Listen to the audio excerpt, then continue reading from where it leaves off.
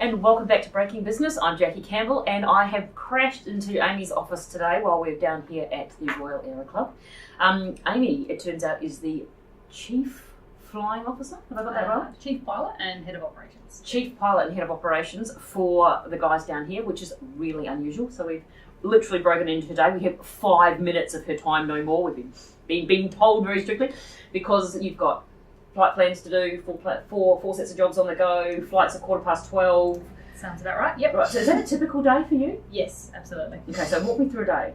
Well, I get here nice and early, usually at 8 o'clock or just before. Right. Come in here, sort through the immediate things that I need to deal with. So immediate by?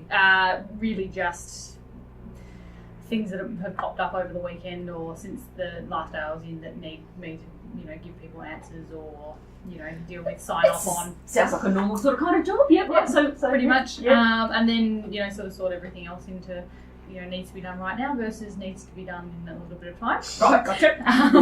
And then slowly working through all of those, as well as in between flying with students, doing flight tests as well, doing standardisation flights for our instructors, and a little bit of everything else as well. So standardisation flights for instructors, yes. Flying tests, that sounds like you've got a reasonable amount of responsibility as far as actually the safety of people floating around the atmosphere goes. Yeah, reasonable amount, yes. Oh, reasonable. Okay, so you assess pilots? How does that work? Yeah, so I'm a flight examiner approved by the Civil Aviation Safety Authority to do flight tests for recreational pilot's licences, private pilot's licences and night VFR ratings. Mm-hmm. So as part of that, once our instructors have trained the pilot up to meet the required competency and they're ready for a flight test, then they'll put them in with me or one of our other testing officers, and we assess to make sure that they do meet those standards and that they will be safe to operate and hold that licence. If so, then we send the paperwork off to CASA and they give them a licence to give kill them a themselves. licence. Fantastic. Well, hopefully not to kill themselves. or others. Hopefully to operate safely. Fantastic. That's the whole plan of it. So. Okay. So they obviously do the training with one person and then their assessment with someone else? Yeah, so they usually do the training with 2 instructors. So they'll have a primary instructor and a secondary instructor. Mm-hmm. They do the training with those instructors. That way they've got always a second set of eyes to help out. And then the flight test is always done by somebody external to that. Fantastic. Now, not wishing to jump into any boxes here or be biased in any way, shape or form, but you look like you're the only girl in the building. No, we do have a number of instructors. Got jolly good, right? And quite a few female instructors. So Fantastic. We've got myself and then another senior female instructor, Glenda, who has worked here for, I believe, about 25 years. Fantastic. Wow. She's a testing officer as well. She does a lot of our instructor training. And then we've got, I think it's 4 or 5 instructors that work for us as well, that are females. So we've got quite a few. But that doesn't seem to be, I suppose it's not my normal perception of this as an industry. No, well, when I actually did my training, I did my training at a different organisation and I never met a female instructor the entire way through my training. Wow. The first time I flew with an instructor was on my standardisation flight when I started here. Wow. Okay, so you never met a female instructor until you obviously got to the Royal Aero Club here, when the things are a little bit more biased on the girly side. Yep. What on earth possessed you to wake up in the morning and go, I think I'll be a pilot? Well, it was actually in year 4, and I... So what's that, yours 8? No, about 9. 9 or 10, 9, somewhere okay, like right. Yeah, forgot. And, talking to my friends at school, we were talking about what we wanted to be when we grew up, and a friend mentioned she wanted to be an air hostess. I thought that sounded like a fantastic idea, get to travel the world, etc. So I went home and told my mum I'd decided I was going to be an air hostess, and she asked me why. I told her, the typical reason is you get to travel, you get to fly in the big planes, etc. And she said, well, if they're the only reasons, why not fly it? And nice, Mum. Good job, Mum. Yeah, and the first thing I thought of was, actually, I could do that. And so from that moment onwards, that was what I wanted to do. Nothing else compared. So I was lucky enough when I was 14, she bought me some flying lessons, and I did a lesson a month for a while, but I was too young to go solo. Mm-hmm.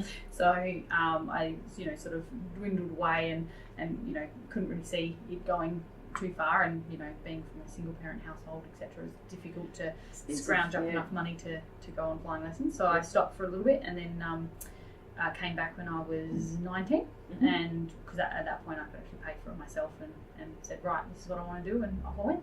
Fantastic. Good on you. All you can say is thank you, Mum. Yes, Great absolutely. job. If it wasn't for my mum, Isn't it I wouldn't be interesting here. that you can have those, sometimes it's those little conversations which someone goes, challenges that box that you put yourself in and goes, actually, hang on a minute. Why don't you be, and these things that didn't occur to you, isn't it? Which is fantastic. Yeah. Okay, so you wanted to go on, you wanted to be a pilot, you had a bit of a break in the middle due to some of those challenges of, obviously the finances, because it's not a cheap thing to do. And you came back to it. What triggered you to come back? Well, I sort of went on a gap year and wasn't sure what I wanted to. Had always wanted to learn fly, but I knew how expensive it was going to be, and didn't think that I could afford to do it at that point.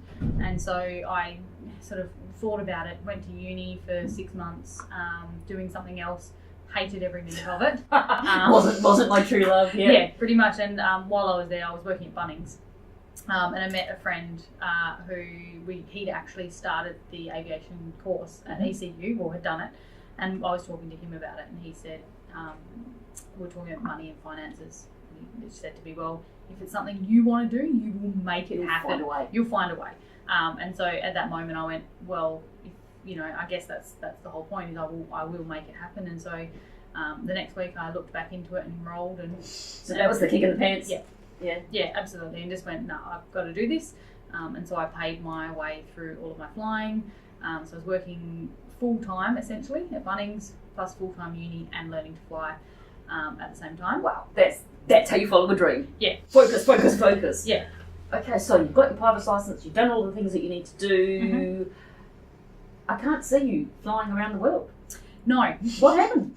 Well, I had the opportunity once I had finished training. I could go up north and work and do charter, or I could do an instructor rating and stay here. The whole way through uni, I had always been one of those people who had helped everybody else in the class.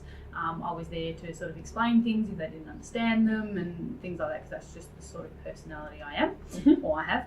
And I was a bit scared of going up north, to tell you the truth, with sticky. With flies, 170 odd hours, and just let's go up north and leave family and friends and everything I know. So I decided to do instructor rating, stay in Perth. Was lucky enough to get a job at the Aero Club, and I haven't really looked back since. I haven't really had the inkling to apply for any other jobs in GA, because I don't really want to fly any other small aircraft around. I want to continue doing this. So I have, thought about moving on and going to Qantas or, another big airline like that. So I'm just sort of seeing what happens. But now I'm in this position and loving it. so it's got the challenges that you need. Yes. So why the Aero Club? What is it about the Aero Club that makes it? I mean, you've effectively gone, I could be a pilot for Qantas, but I'm going to stay on the end of Jandakot here, and I'm just going to teach and train. And well, the one thing I love about this job is you get to see your students progress. You get to see them have that light bulb aha moment, and you know that you were the one that helped them get there. So it's really, really rewarding in that sense. The other thing I love about the Aero Club is we have such a wide variety of aircraft and things that we offer. So even like now in this position, it's a bit different. But when I was an instructor, in the morning I could be doing an aerobatics flight. In the afternoon, I could be doing a multi-engine IFR flight. And then later on in the afternoon, I might have a student on their first ever lesson. So, you've got such a wide variety of things that we offer. It's not like you're doing the same thing day in, day out. Your day can involve anything, and you can come in expecting to be doing one thing, and then everything changes and you're doing something completely different. And you're not doing the whole hi, welcome to the flight. Maybe you're about to land in Cincinnati, and and you're not taking businessmen to wherever. Yeah, and you actually get to fly. Right. A lot of the airlines you don't get to fly. Yep. So brilliant. If you were sitting there and going, right, what's the very next thing? If someone's sitting there watching this going, oh, geez, actually, I might be an air hostess. What's your mum advice?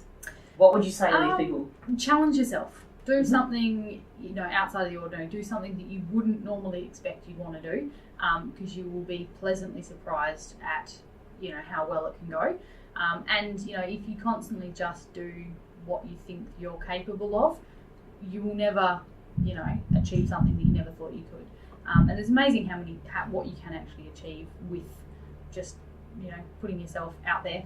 Follow your dream. Yeah, and trying something a bit different. Give it a go. Fantastic. Thank you so much for letting me bust into your day. My It's pleasure. Amy. She is the senior super at the Aero Club here. And follow your dream and just Give do it a it. Give it a go.